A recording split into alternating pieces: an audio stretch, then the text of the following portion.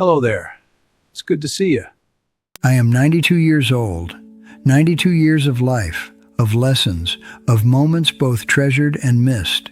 And yet, even at this age, I find myself thinking about the choices I made, choices I thought were cautious, careful, wise, and realizing how many opportunities I let slip away because I was waiting for the perfect moment.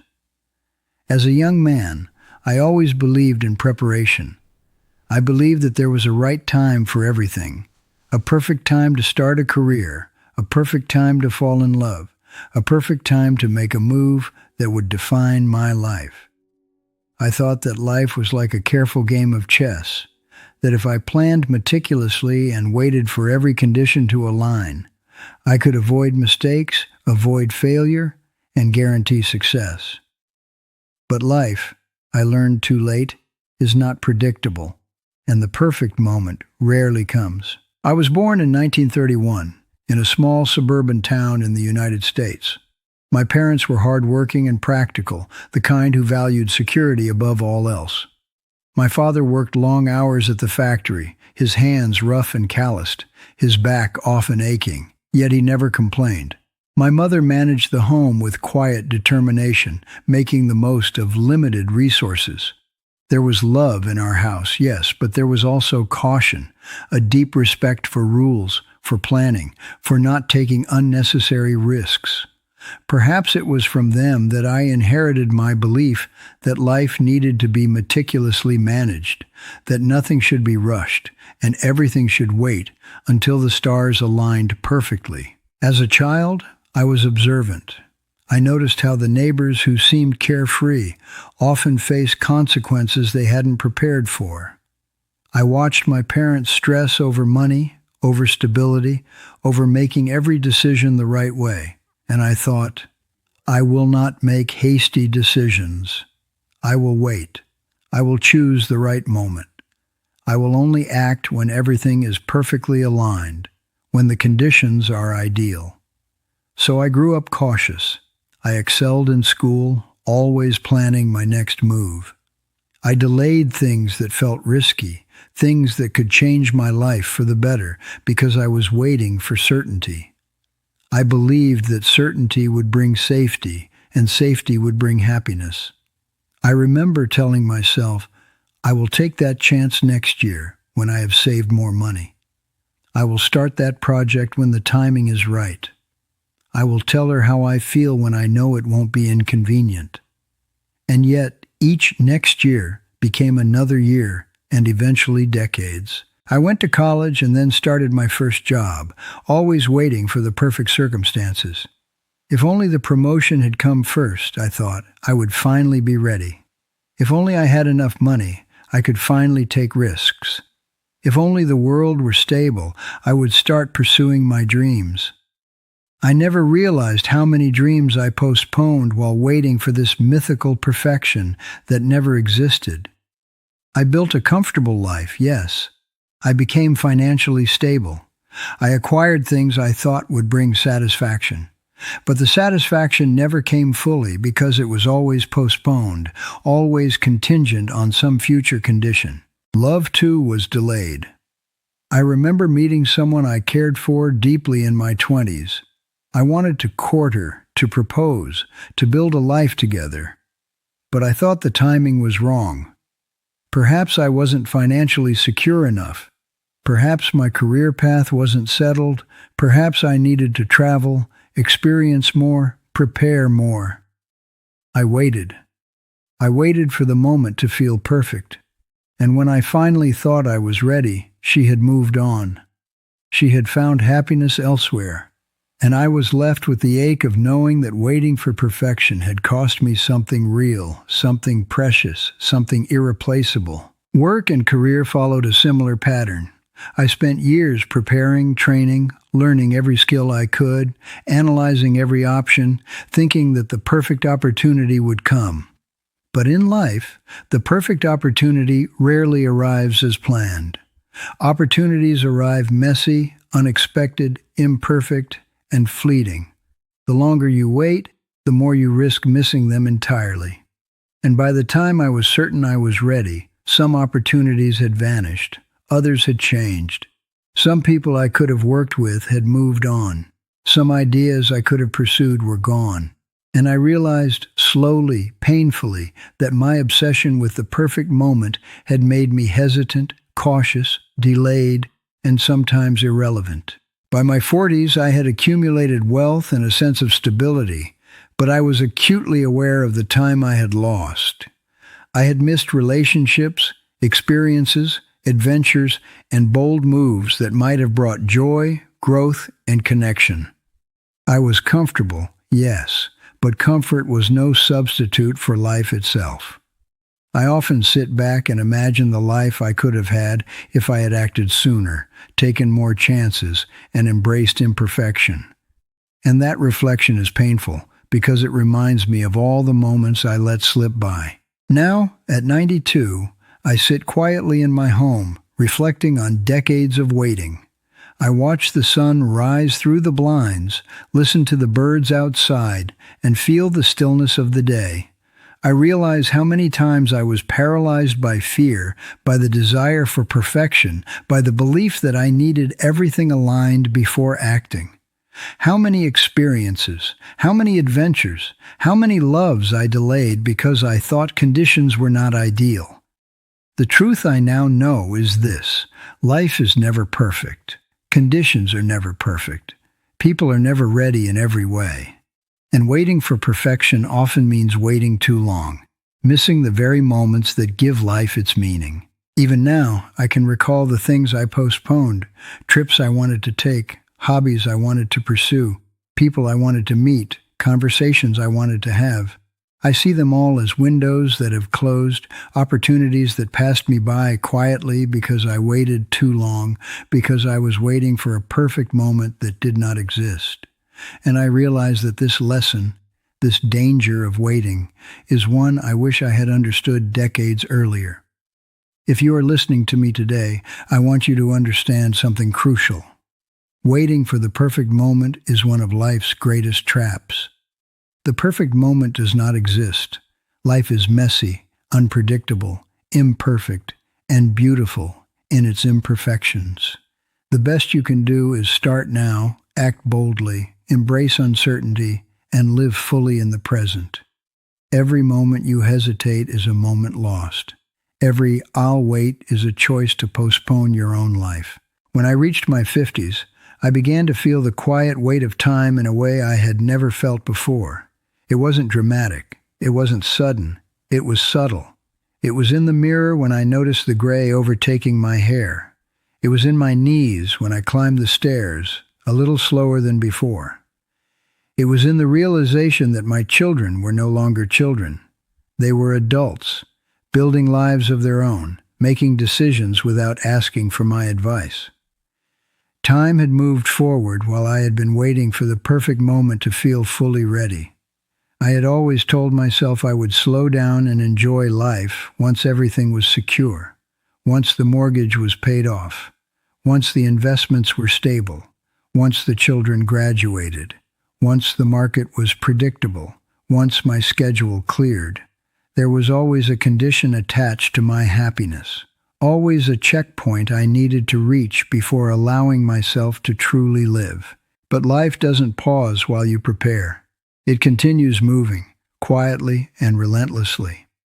And one day you look around and realize that the moments you were waiting to enjoy have already passed. I remember a particular summer when I was 53. My son invited me to join him on a cross-country road trip. He had just finished college and wanted to drive from Illinois to California before starting his career. He asked me to come along for part of the journey. I wanted to go. I truly did. The idea of sitting beside him, talking for hours, seeing the open highways, the deserts, the mountains, it stirred something inside me. But I hesitated. There was work to do, deadlines to meet, responsibilities that felt urgent. I told him, maybe next time. Let's plan something when things settle down. There was no next time. He took the trip with friends instead. He moved to the West Coast shortly after, and our conversations slowly became shorter, more practical, more scheduled. That window, the one where he still wanted to share that adventure with me, closed quietly. Not with anger, not with drama, just with time. That is the danger no one talks about. Opportunities rarely disappear loudly. They fade softly. They pass like a train at night. And when you finally decide you are ready, the platform is empty. The same thing happened in my marriage. My wife would sometimes suggest we take spontaneous weekend trips. Nothing extravagant, just a small cabin in Wisconsin or a quiet bed and breakfast somewhere in Michigan. She would smile and say, "We deserve it. Let's just go." And I would respond with logic, with schedules, with financial planning. Let's wait until next quarter. Let's wait until the project finishes. Let's wait until we feel less stressed. We kept waiting. Years later, when her health began to decline, I found myself sitting beside her hospital bed, thinking about all those weekends we never took, the laughter we postponed, the quiet mornings by a lake we never experienced. I had been so focused on waiting for the perfect, relaxed, stress-free moment that I failed to understand something simple. Life will always contain stress. There will never be a season completely free of responsibility. If you wait for life to calm down before you start living it, you may wait forever. In my 60s, retirement finally came. I thought, now I will do all the things I postponed. I bought the fishing gear. I planned the travel itineraries. I told myself I would reconnect with old friends. But by then, some friends had moved away. Some had grown distant. A few had passed on. My energy was not what it once had been. My wife's illness required more of my attention. And though retirement brought freedom, it also brought the realization that certain experiences belong to certain seasons of life. You cannot recreate your 30s at 70. You cannot rebuild missed moments with grown children the same way you could when they were young. Timing matters, but not in the way I once believed. The perfect timing is rarely about external conditions. It is about presence. It is about courage. It is about saying yes before fear convinces you to say later. I spent so much of my life believing that caution was wisdom. And sometimes it is. But caution can quietly turn into avoidance. Planning can quietly turn into procrastination. Preparation can quietly turn into fear wearing a responsible disguise. By my 70s, I began to speak more openly about regret. Not dramatic regret, but the quiet kind. The kind that visits you in the early morning hours. The kind that whispers, "You could have." I could have taken that road trip. I could have said yes to more adventures. I could have started the small business idea I carried in my notebook for years.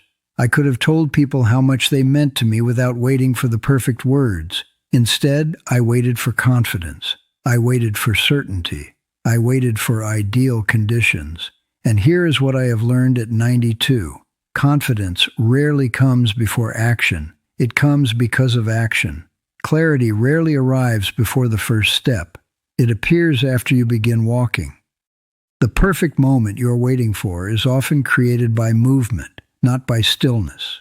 I look at younger generations now and I see the same hesitation in different forms, waiting until they feel ready enough, skilled enough, rich enough, healed enough, certain enough. But life is not a classroom where you study until you are perfectly prepared for the test. Life is the test, and it is open book, imperfect, unpredictable. The greatest danger of waiting is not failure. It is regret. Failure teaches you. Regret lingers. Failure shapes you. Regret haunts you quietly. At 92, I do not fear mistakes I made while trying. I fear the doors I never opened, the calls I never made, the risks I never took. Those are the memories that sit heaviest in my chest. If you are listening to this, and there is something in your heart you have been postponing, starting a business, changing careers, expressing love, traveling somewhere meaningful, forgiving someone, do not wait for perfect conditions. They do not exist. Start while it is imperfect. Start while it is messy. Start while you are unsure.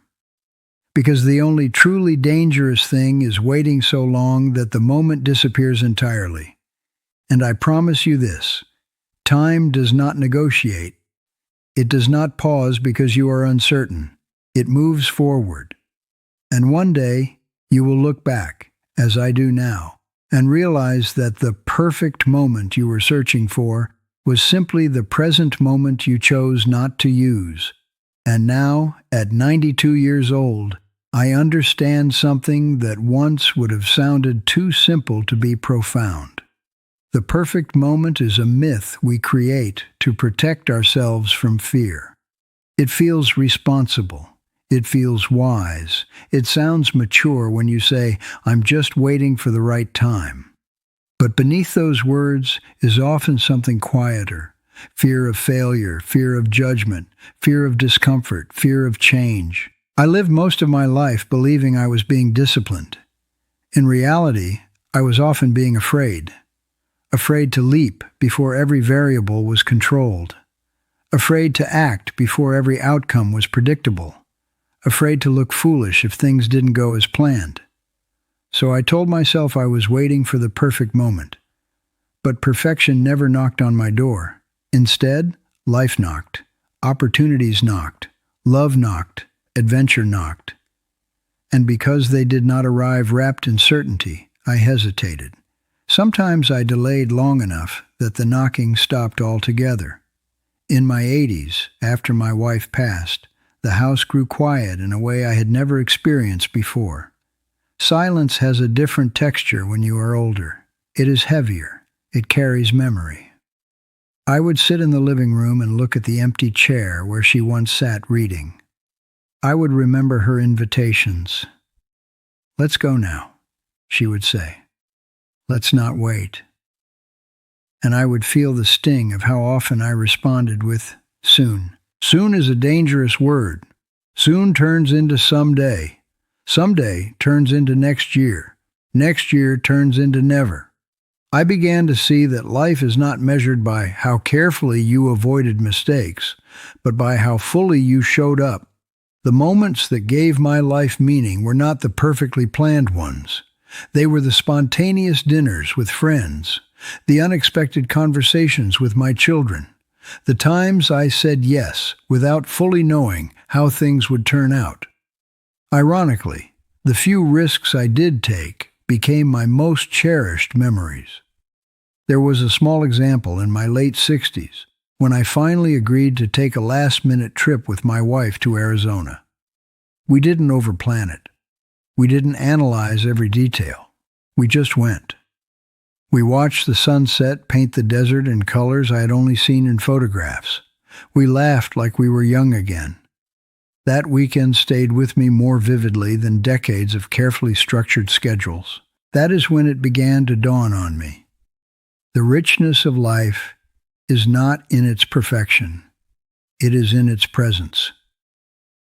At 92, my body is slower. My steps are measured. My hands tremble slightly when I hold a cup of coffee. But my mind is clear enough to see the pattern of my life. The danger was never in taking risks. The real danger was in postponing living. When you wait for the perfect moment, you assume time is abundant. You assume there will always be another chance. You assume the people you love will always be there. You assume your health will cooperate. You assume your courage will increase with age. But time is not a guarantee. Health is not permanent. People are not immortal.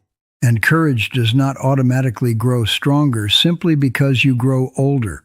In fact, waiting often makes courage weaker. The longer you postpone, the heavier the step feels.